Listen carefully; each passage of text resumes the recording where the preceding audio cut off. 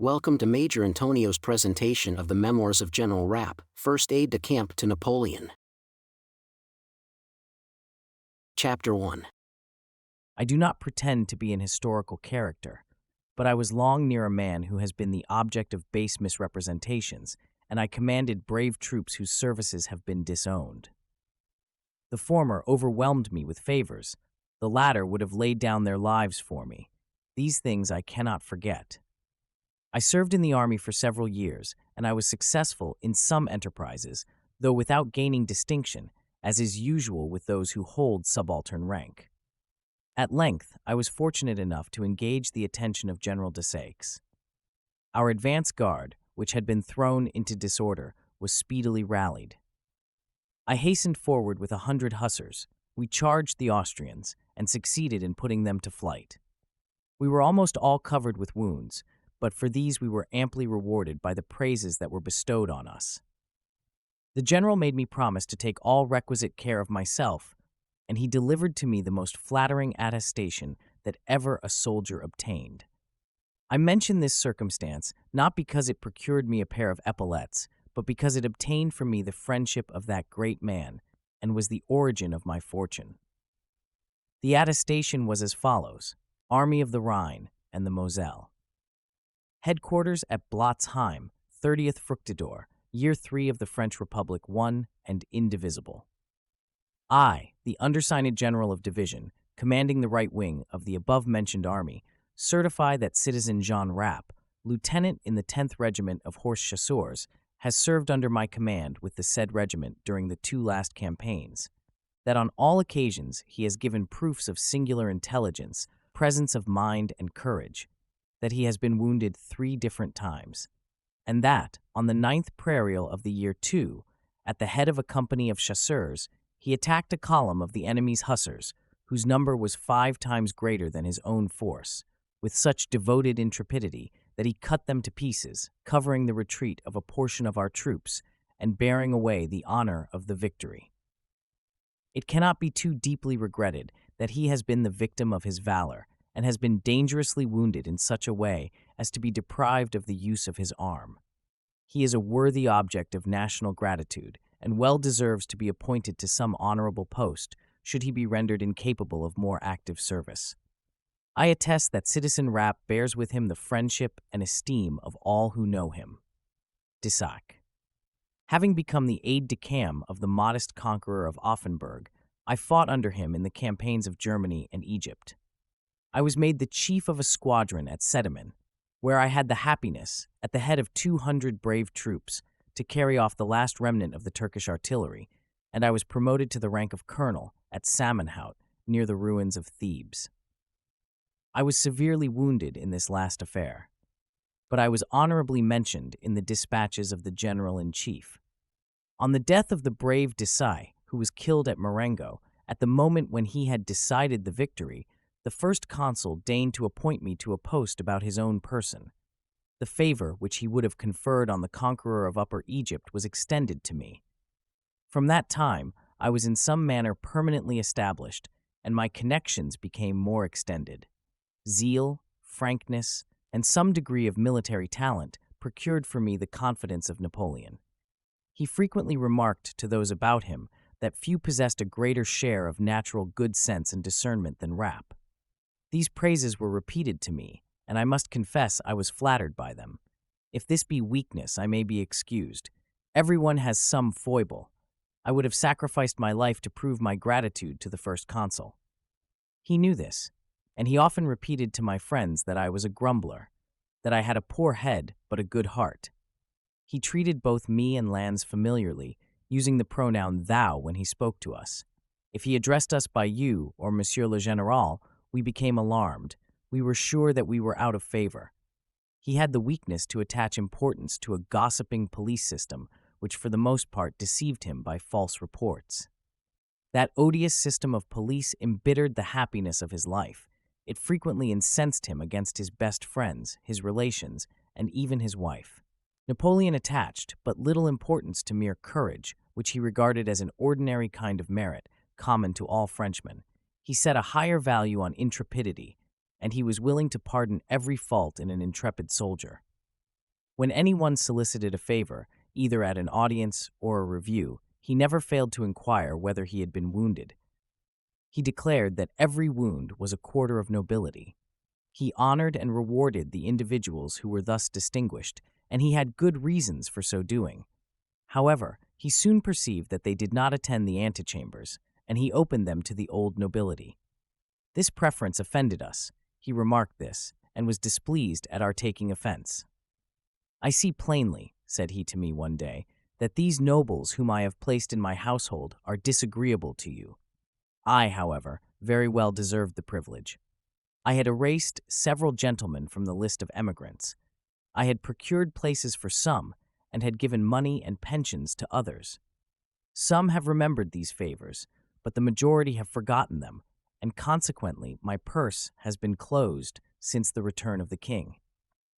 Though my object was to relieve misfortune and not to obtain gratitude, yet I did not choose that the emigrants should interpose between us and the great man whom we had raised on the shield.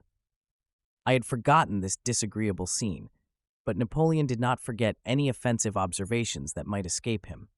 In vain he sought to assume the mask of severity.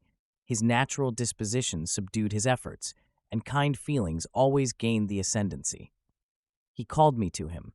He spoke to me of the nobles and the emigrants, and suddenly recurring to the scene above alluded to, he said, "You think, then, that I have a predilection for these people, but you are mistaken. I employ them, and you know why. Am I connected with nobility? I, who was a poor Corsican gentleman?" "Neither I nor the army," I replied, "have ever inquired into your origin. Your actions are sufficient for us." I related this conversation to several of my friends, among others to Generals Mouton and Lauriston. Most of these same nobles, however, alleged that they had yielded only to compulsion. Nothing can be more false. I know of only 2 who received chamberlains' appointments unsolicited. Some few declined advantageous offers, but with these exceptions, all solicited, entreated, and importuned. There was a competition of zeal and devotedness altogether unexampled. The meanest employment, the humblest offices, nothing was rejected. It seemed to be an affair of life and death. Should a treacherous hand ever find its way into the portfolios of Messieurs Talleyrand, Montesquieu, Ségur, Duroc, etc., what ardent expressions may be found to enrich the language of attachment. But the individuals who held this language now vie with each other in giving vent to hatred and invective. If they really felt for Napoleon the profound hatred which they now evince, it must be confessed that, in crouching at his feet for 15 years, they did strange violence to their feelings. And yet all Europe can bear witness that from their unrestrained manner, their never-varying smile, and their supple marks of obedience, their services seem to be of their own free choice, and to cost them but little sacrifice. Chapter 2. Many persons have described Napoleon as a violent, harsh, and passionate man. This is because they have not known him. Absorbed as he was in important business, opposed in his views, and impeded in his plans, it was certainly natural that he should sometimes evince impatience and inequality of temper. His natural kindness and generosity soon subdued his irritation, but it must be observed that far from seeking to appease him, his confidence never failed to excite his anger. "Your Majesty is right," they would say. "Such a one deserves to be shot or broken, dismissed or disgraced. I have long known him to be your enemy. An example must be made. It is necessary for the maintenance of tranquility." If the matter in question had been to levy contributions on the enemy's territory, Napoleon, perhaps, would demand 20 millions, but he would be advised to exact 10 millions more. He would be told by those about him, "It is necessary that your Majesty should spare your treasury, that you should maintain your troops at the expense of foreign countries, or leave them to subsist on the territory of the Confederation." If he entertained the idea of levying 200,000 conscripts, he was persuaded to demand 300,000. If he proposed to pay a creditor whose right was unquestionable, doubts were started respecting the legality of the debt. The amount claimed was perhaps reduced to 1/2 or 1/3, and it not unfrequently happened that the debt was denied altogether. If he spoke of commencing war, the bold resolution was applauded. It was said war enriched France, that it was necessary to astonish the world, and to astonish it in a way worthy of the great nation. Thus, by being excited and urged to enter upon uncertain plans and enterprises, Napoleon was plunged into continual war. Thus it was that his reign was impressed with an air of violence contrary to his own character and habits, which were perfectly gentle. Never was there a man more inclined to indulgence, or more ready to listen to the voice of humanity. Of this I could mention 1,000 examples, but I confine myself to the following. Georges and his accomplices had been condemned. Josephine interceded for Monsieur Polignac, and Murat for Monsieur de Rivière, and both succeeded in their mediation. On the day of execution, the banker Scherer hastened to Saint-Cloud, bathed in tears, and asked to speak with me. He begged of me to solicit the pardon of his brother-in-law, Monsieur de Roussillon, an old Swiss major who had been implicated in the affair. He was accompanied by some of his countrymen, all relatives of the prisoner. They observed that they were conscious the major merited his sentence, but that he was the father of a family, and that he was allied to the most distinguished houses in the canton of Bern.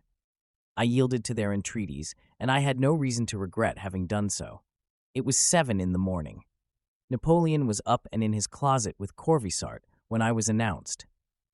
"Sire," said I, "it is not long since your Majesty settled the government of Switzerland by your mediation. But you know that the people are not all equally satisfied, the inhabitants of Bern in particular. You have now an opportunity of proving to them your magnanimity and generosity. One of their countrymen is to be executed this day. He is connected with the best families in the country. If you grant his pardon, it will certainly produce a great sensation and procure you many friends." "Who is this man? What is his name?" inquired Napoleon. "Roussillon," I replied. On hearing this name, he became angry. "Roussillon," said he, "is more guilty than Georges himself. I am fully aware of all that your Majesty now does me the honor to tell me, but the people of Switzerland, his family, his children, will bless you. Pardon him, not on his own account, but for the sake of the many brave men who have suffered for his folly." "Hark ye," said he, turning to Corvisart, while he took the petition from my hand, approved it, and hastily returned it to me. "Immediately dispatch a courier to suspend the execution." The joy of the family may be easily guessed. To me, they testified their gratitude through the medium of the public papers. Roussillon was imprisoned along with his accomplices, but he afterwards obtained his liberty. Since the return of the king, he has several times visited Paris, though I have not seen him. He thinks that I attached but little importance to the act of service I rendered him, and he is right. Chapter 3. No man possessed greater sensibility or evinced more constancy in his affections than Napoleon. He tenderly loved his mother, he adored his wife, and he was fondly attached to his sisters, brothers, and other relatives. All, with the exception of his mother, caused him the bitterest vexation, yet he never ceased to overwhelm them with riches and honors. Of all his relations, his brother Lucien proved himself the most determined opposer of his views and plans. One day, while they were disputing warmly on a subject which has now escaped my recollection, Lucien drew out his watch, and dashing it violently on the ground, he addressed to his brother these remarkable words: "You will destroy yourself, as I have destroyed that watch, and the time will come when your family and friends will not know where to shelter their heads." He married a few days after, without obtaining his brother's consent, or even signifying his intention to him. This, however, did not prevent Napoleon from receiving him in 1815, though it was not without being urged to do so. Lucien was obliged to wait at the outposts, but he was speedily admitted to the emperor's presence. Napoleon did not confine his generosity to his relatives. Friendship, services, all met their due reward. On this I can speak from experience. I returned from Egypt in the rank of aide-de-camp to the brave General Desaix, and with 200 louis, which I had saved, and which constituted my whole fortune. At the time of the abdication, I possessed an income of 400,000 francs, arising out of endowments, appointments, emoluments, extraordinary allowances, etc. I have lost 5/6 of this income, but I do not regret it. That which I still possess forms a vast contrast to my early fortune. But what I regret is the glory acquired at the price of so much blood and exertion. It is forever lost, and for that I am inconsolable. I was not the only one who shared the bounty of Napoleon. 1,000 others were in like manner overwhelmed with favors, and the injury which he suffered through the misconduct of some proved no bar to the exercise of his kindness. Whatever might be the depth of these injuries, they were forgotten as soon as he was convinced that the heart had no share in producing them. I could cite 100 instances of his indulgence in this respect, but the following will suffice. When he took the title of emperor, the changes that were made in his household, which had been hitherto exclusively military, gave umbrage to several of us. We had been accustomed to enjoy the intimacy of the great man, and we felt displeased at the reserve imposed upon us by the imperial purple. Generals Requier and Damas were at that time in disgrace. I was intimate with both, and I was not in the habit of abandoning my friends in misfortune. I had exerted every effort to remove Napoleon's prejudices against these two general officers, but without success. I one day resumed my intercession in favor of Requier, and Napoleon, becoming impatient and out of humor, told me, dryly, that he wished to hear no more about him. I wrote to inform the brave general that all my endeavors had proved unavailing. I entreated him to have patience, and added a few phrases dictated by the disappointment of the moment. I was so imprudent as to entrust my letter to the conveyance of the post, and the consequence was that it was opened and sent to the emperor. He read it over 3 or 4 times, ordered some of my writing to be brought to him for the purpose of comparing it, and could scarcely persuade himself that I had written it. He flew into a violent rage and dispatched a courier from St. Cloud to the Tuileries, where I was lodged. I thought I was summoned for a mission and set out immediately. I found Caulaincourt in the saloon of the household with Caffarelli, and I asked him what was the news. He had heard the whole affair. He seemed much vexed by it, but he said not a word about it to me. I entered the apartments of Napoleon, who came out of his closet with the letter in his hand. In a furious rage, he darted upon me those angry glances which so often excited dismay. "Do you know this writing?" said he. "Yes, sire." "It is yours?" "Yes, sire." "You are the last person I should have suspected of this. Is it possible that you can hold such language to my enemies? You, whom I have treated so well. You, for whom I have done so much. You, the only one of all my aides-de-camp whom I lodged in the Tuileries." The door of his closet was ajar. He observed this, and he threw it wide open in order that M. Meneval, one of the secretaries, might hear what passed. "Begone," said he, scanning me from head to foot. "Begone, you are an ungrateful man." "Sire," I replied, "my heart was never guilty of ingratitude." "Read this letter," said he, presenting it to me, "and judge whether I accuse you wrongfully." "Sire, of all the reproaches that you can heap upon me, this is the most severe. Having lost your confidence, I can no longer serve you." "Yes, you have indeed forfeited my confidence." I bowed respectfully and withdrew. I resolved to retire to Alsace, and I was making preparations for my departure when Josephine sent to desire me to return and make my best apologies to Napoleon. Louis, however, gave me contrary advice, and I was not much inclined to obey the directions of the Empress, as my resolution was formed. 2 days elapsed, and I heard no news from St. Cloud. Some friends, among whom was Marshal Bessières, called on me. "You are in the wrong," said the Marshal. "You cannot but acknowledge it. The respect and gratitude you owe to the Emperor render it a duty to confess your fault." I yielded to these suggestions. No sooner had Napoleon received my letter than he desired me to attend him in one of his rides on horseback. He was out of humor with me for some time, but one day he sent for me very early at St. Cloud.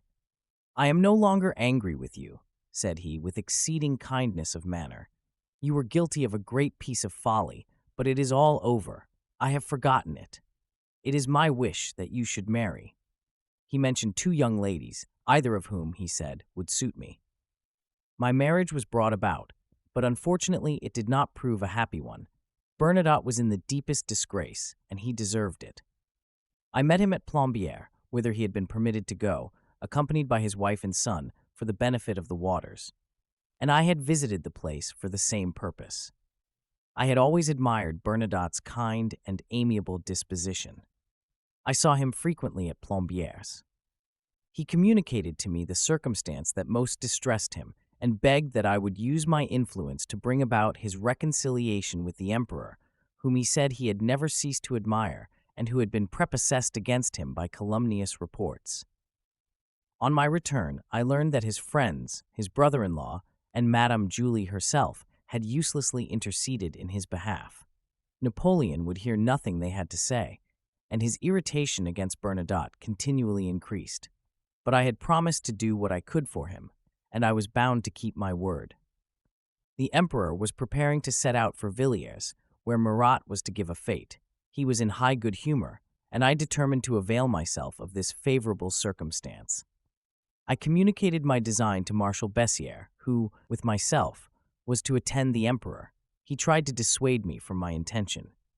He informed me that Madame Julie had that very morning been at Malmaison, and that she had departed in tears for the ill success of her suit. This circumstance was not calculated to inspire me with confidence, but I nevertheless ventured on my mediation.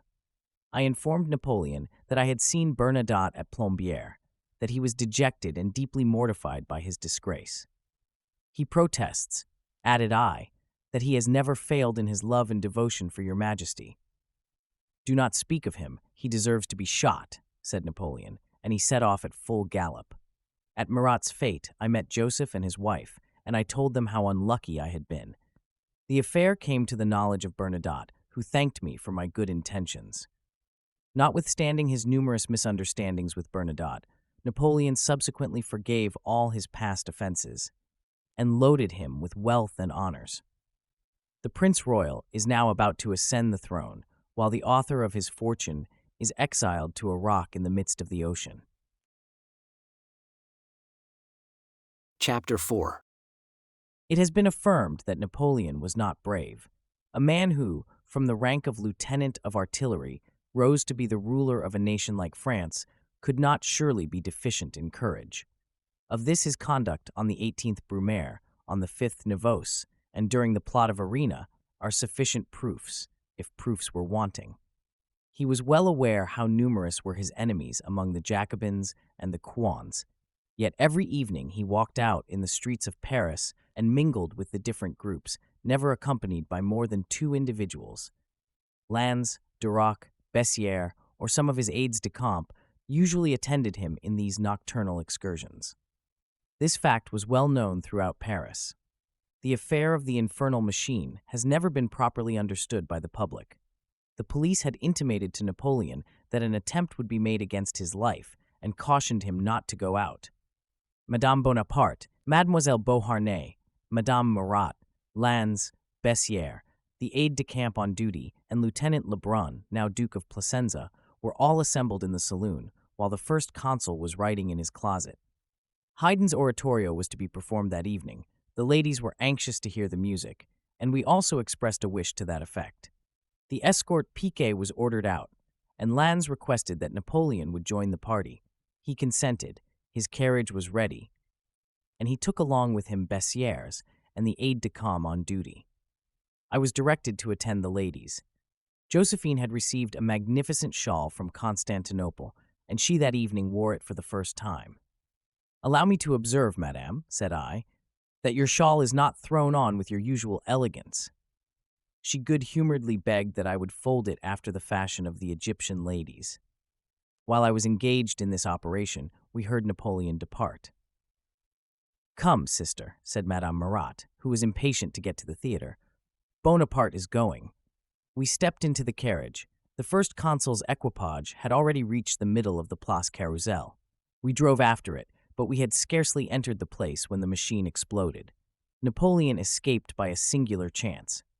Saint Regent, or his French servant, had stationed himself in the middle of the Rue Necaise.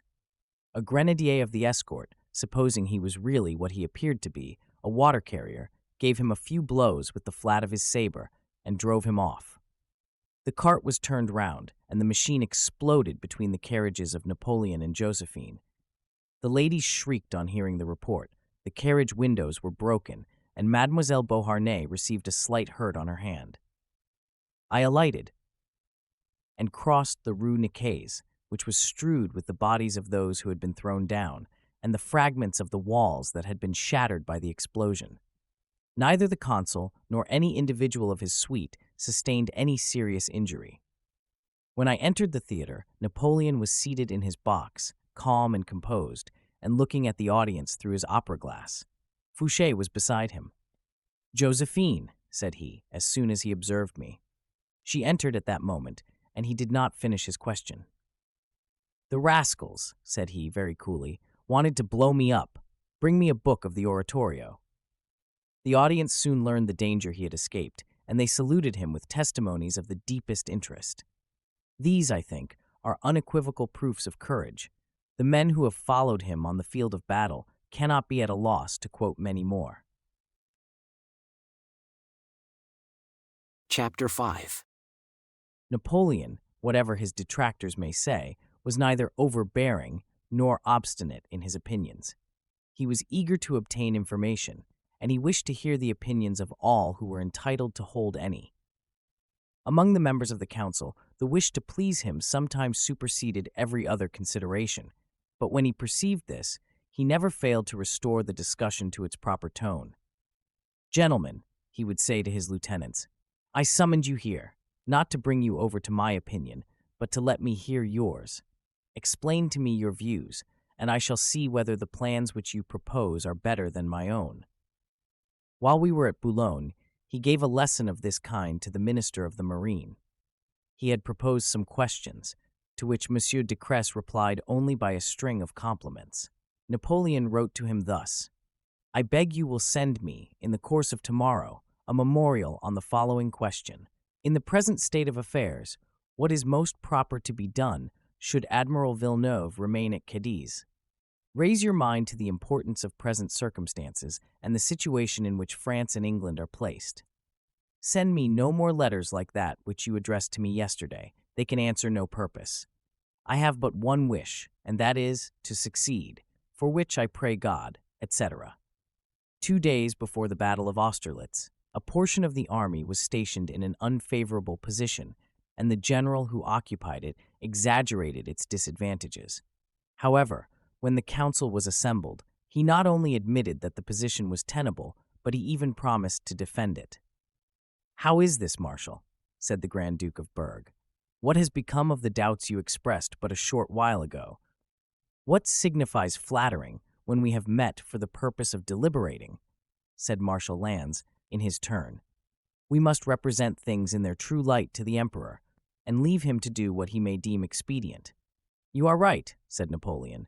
"Those who wish to win my good graces must not deceive me." But though he was always ready to receive advice from those who were qualified to give it, yet he could not endure remarks made by individuals who might happen to be ignorant of the subject of which they were speaking. Fesch was one day about to make some observations on the Spanish War. He had scarcely uttered 2 words when Napoleon, leading him to a window, said, "Do you see that star?" It was noon, and the Archbishop replied that he saw none. "Well," said Napoleon, "so long as I am the only one who perceives it, I will pursue my own course, and will hear no reflections on my conduct." On his return from the Russian campaign, he was lamenting, with deep emotion, the death of the many brave men who had been sacrificed, not by Cossack spears, but by the rigors of cold and hunger. A courtier, who wished to throw in his word, said with a very doleful air, "We have indeed sustained a severe loss." "Yes," replied Napoleon, "Madame Barilli is dead." He always sneered at folly, but he never showed himself averse either to pleasantry or frankness. Madame Bacciochi one day brought to the Tuileries her relation, Monsieur Da. She retired after introducing him to the saloon of the household, and he was left alone with me. This Monsieur Da, like many of his countrymen, had a very unprepossessing countenance. I was distrustful of him, but, nevertheless, I informed the Emperor he was waiting, and he was introduced. He had doubtless something important to communicate. Napoleon, by a motion of his hand, directed me to return to the saloon. I pretended not to observe him, and I remained, for I was apprehensive for his safety. He advanced towards me and said that they wished to be alone. I then withdrew, but I left the door of the chamber partly open. When Napoleon had dismissed Monsieur Da, he asked me why I had been so reluctant to withdraw. "You know," replied I, "that I am not officious, but I must frankly confess that I do not like your Corsicans." He himself related this anecdote, which displeased some of the individuals of his family. However, I am persuaded that he would rather not have heard me speak of his countrymen in this way. One evening, after the Battle of Wagram, we were playing at Vingt et Un. Napoleon was very fond of this game. He used to try to deceive those he was playing with, and was much amused at the tricks he played. He had a great quantity of gold spread out upon the table before him. "Rapp," said he, "are not the Germans very fond of these little Napoleons?"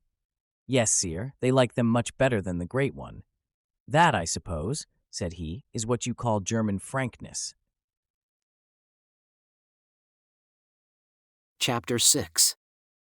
I was at the camp of Boulogne when the Third War with Austria broke out. The French were passing the Rhine. The remnants of the enemy's army, which had been beaten and nearly cut to pieces, shut themselves up in Ulm, and they were immediately summoned to surrender. The account of this negotiation, which was conducted by Monsieur Desaix, so well portrays the confusion and anxiety of the unfortunate general that I cannot refrain from inserting it here. The following is Monsieur Desaix's own statement.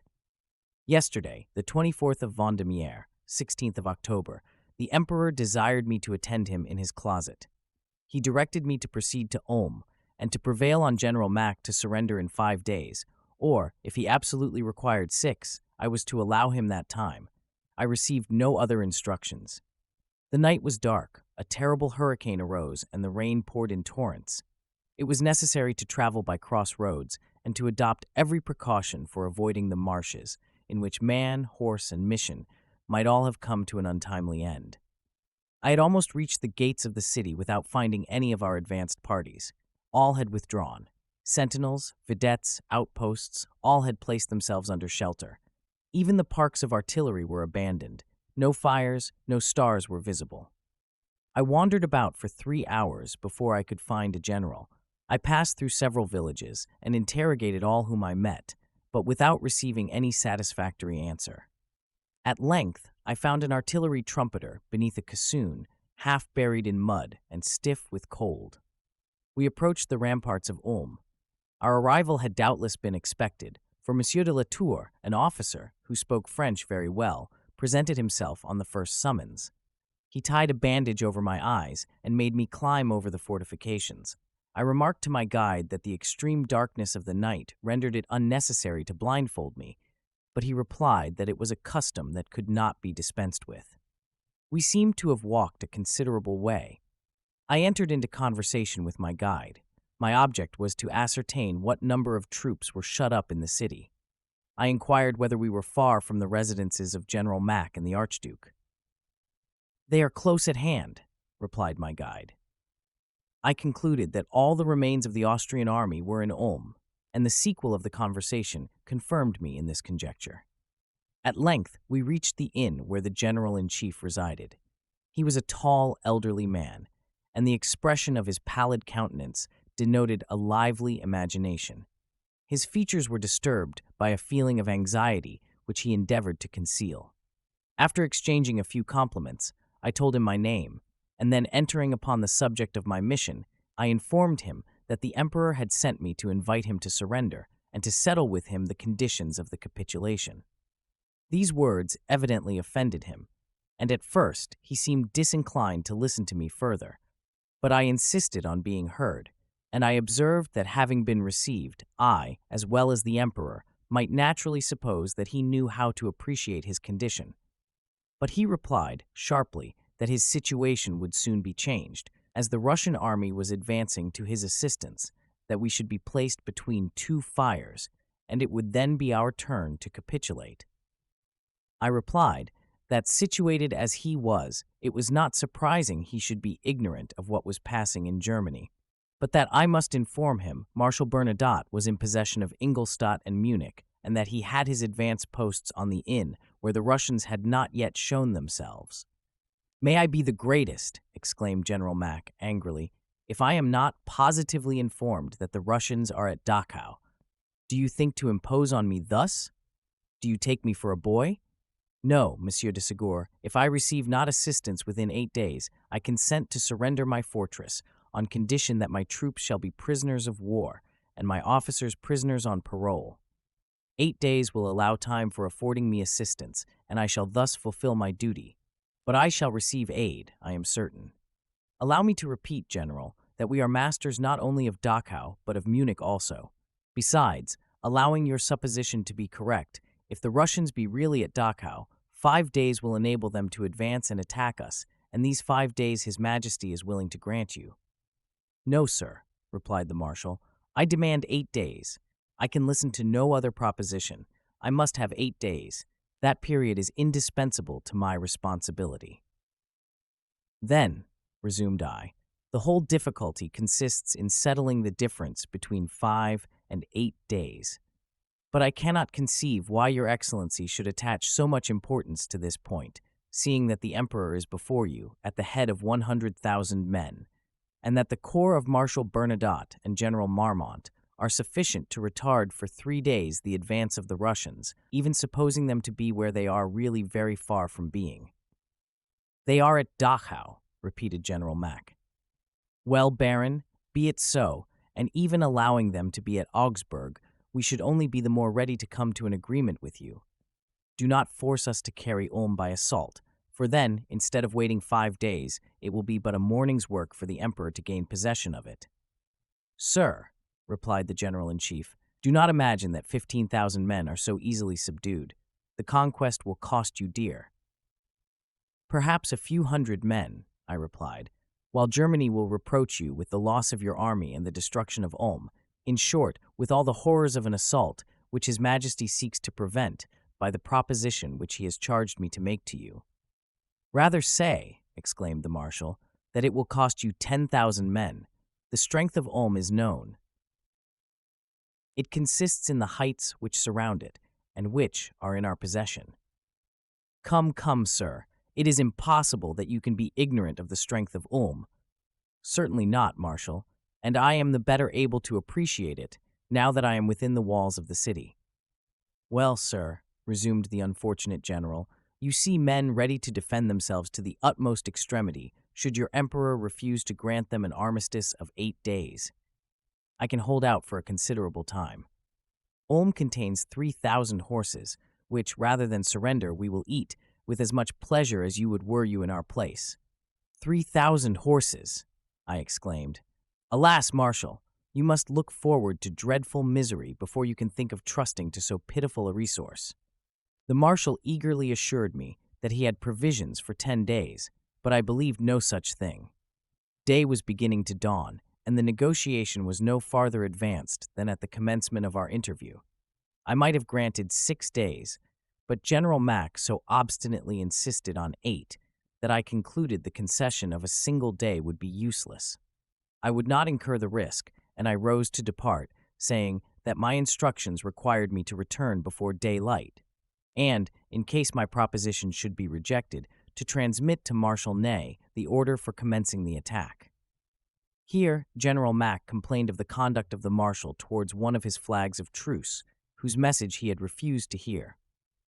I availed myself of this circumstance to remark that the Marshal's temper was hasty, impetuous, and ungovernable, that he commanded the most numerous corps, and that which was nearest the city, that he impatiently awaited the order to commence the assault, which order I was to transmit to him on my departure from Ulm. The old general, however, was not intimidated. He insisted on being allowed an interval of 8 days, and urged me to make the proposal to the Emperor. Poor General Mack was on the point of signing his own ruin, and that of Austria. But notwithstanding his desperate situation, in which he must have suffered the most cruel anxiety, he still refused to yield. He preserved his presence of mind, and maintained the dispute in an animated way. He defended the only thing that he could defend, namely time. He sought to retard the fall of Austria, of which he had himself been the cause, and wished to procure her a few days longer for preparation. When lost himself, he still contended for her. His character, which was political rather than military, led him to exert cunning in opposition to power. He was bewildered amidst a crowd of conjectures.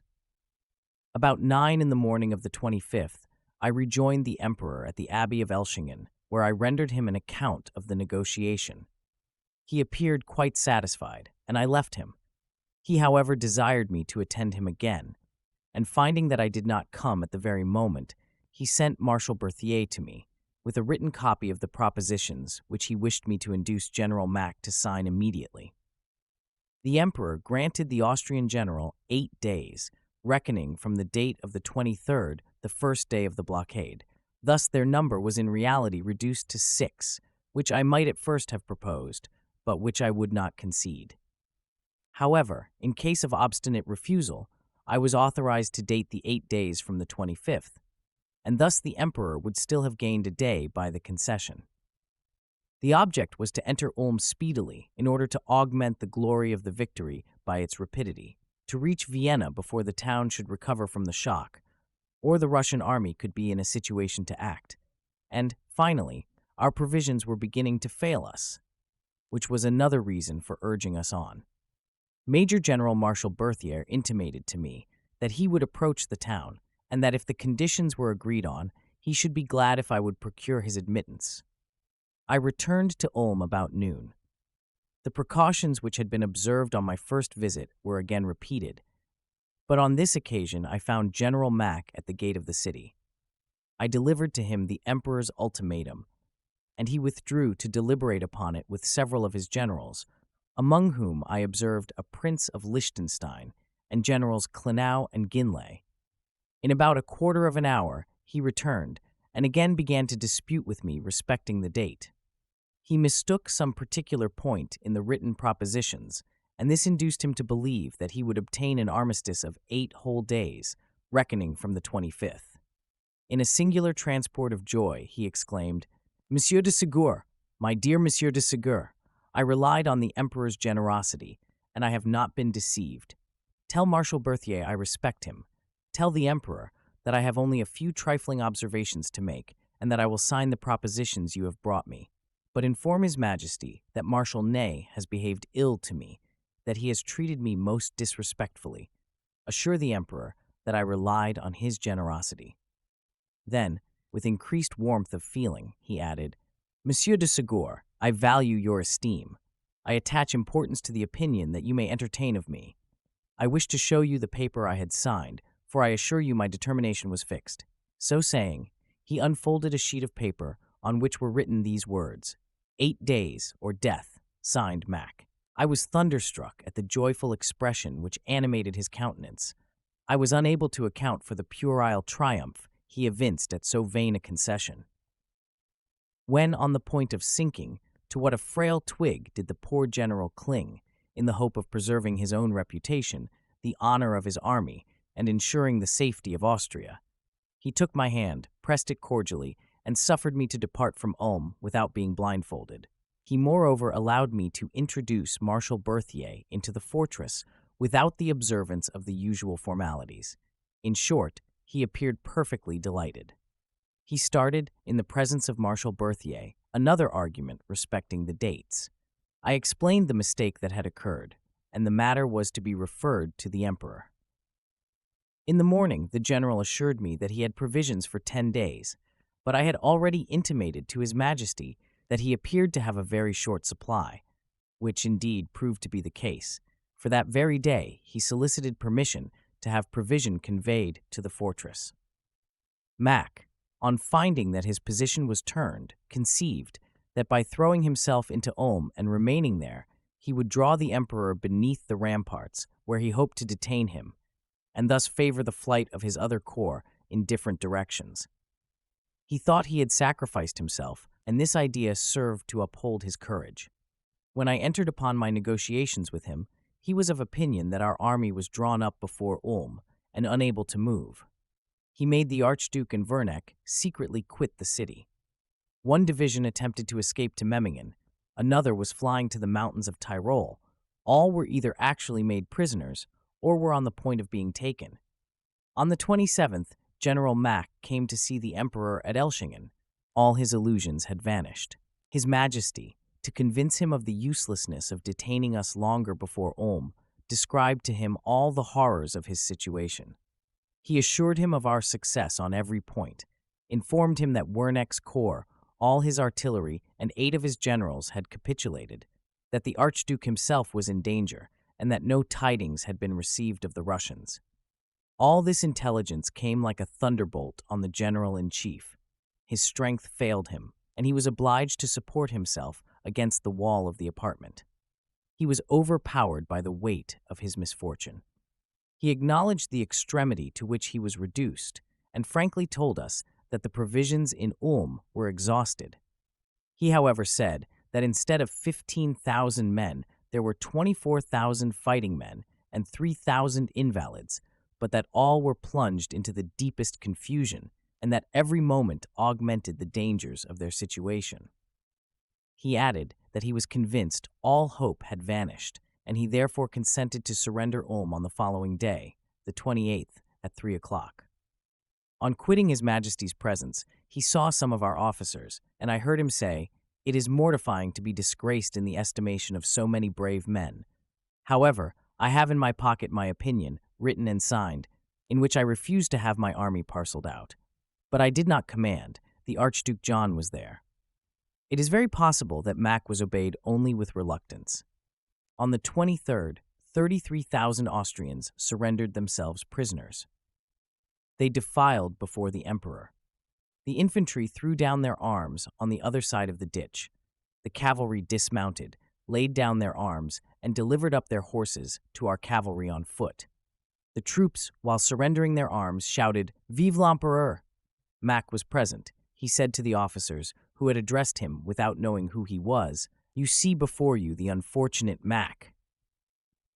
I was at Elchingen with Generals Mouton and Bertrand when Mack came to present his respects to Napoleon.